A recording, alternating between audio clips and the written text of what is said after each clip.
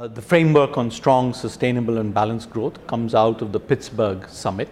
At that summit, there was a recognition that looking beyond the crisis, there was a need to focus on growth, both in terms of a fast and speedy recovery, but also in ensuring that the growth after the crisis was strong, sustainable and balanced, meaning that there wasn't going to be a repeat of some of the kinds of problems that we saw preceding the crisis in terms of very large deficits, for example, in the United States, large global imbalances, and the vulnerabilities that were then associated with it.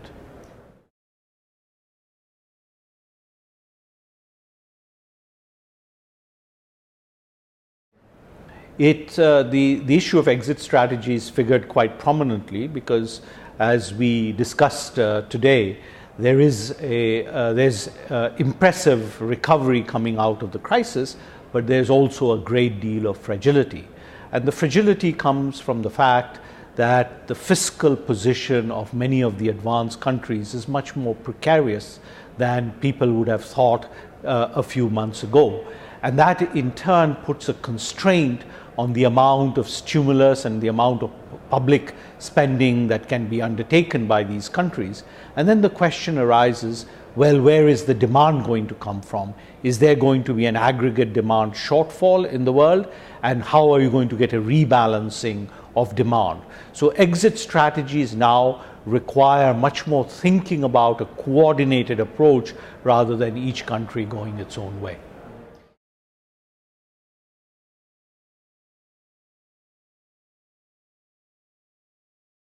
Well, first of all, as we discussed again in this conference, the discussion on this mutual assessment process is actually at a very, very early stage. So far, all that has happened has been a collation of submissions by each country to see how they look individually and how they look in aggregate. Now, the fact that countries are willing to sit down, evaluate these submissions, look at the implications, look at how the spillover effects are, that's itself a very important starting point.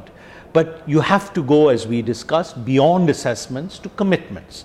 And that indeed is what Toronto is all about.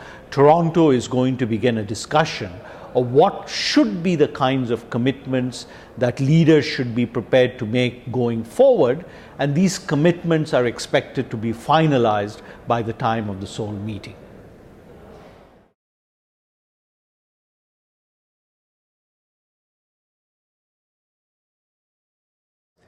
I would say at this conference there was quite a stark, in some sense, divide between those who we would classify as optimists about the potential of the framework, the efficacy of the framework, and its beginnings, saying that this is a very, very important and useful process, that it has tests, but it can lead to very constructive and positive results.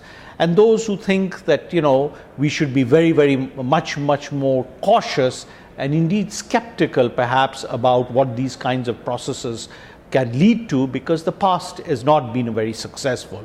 Indeed, as one speaker put it, by perhaps raising the profile to the leaders level, we may be undermining the leaders process, because the risks of not delivering in his view were quite high.